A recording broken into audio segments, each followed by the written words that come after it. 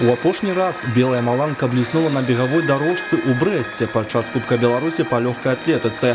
Разам з юнымі спартсменкамі яна сімвалічна прабегла сваю каронную спрынтарскую дыстанцыю – 100 метров.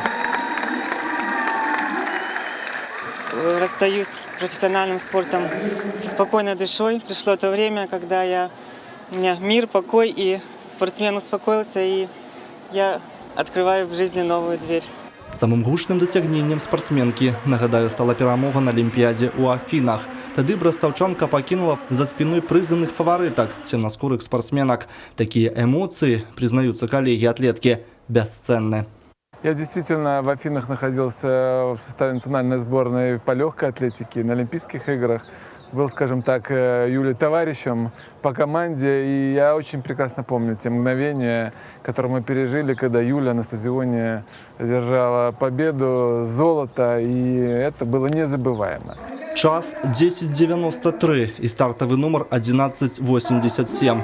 Яшчэ ў 2004 увайшлі ў гісторыю беларускага спорту.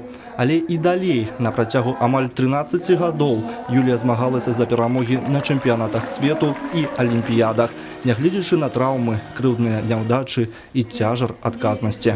Я ни о чем не жалею, просто, понимаете, желание бегать было сильнее всех моих желаний. Несмотря на все обстоятельства, испытания, трудности, несмотря на пересуды, осуждения, непонимание, это было сильнее всего бегать. У гонар чэмпіёнкі і яе трэнераў на ўрачыстасці гучала шмат слоў падзякі. Яна па-ранейшым сярод лепшых, бо былых алімпійскіх чэмпіёнак не бывае. Мне хотелось бы выразить слова глубокого уважения вам, прежде всего. Ну и, конечно, вашим тренерам, которые сегодня вместе с вами достигли таких вершин. Юлія прызналася, са спорту яна не сыходзіць, працягне працаваць дзіцячым трэнерам. Ну і вядома ж, больш увагі аддасць свайму хобі – рыбалцы. Для яе гэта найлепшы адпачынак. Олег Завадскі, Мікалай Кавалёў, Тыгран Акапян, тэлерадыёкампанія «Брэст».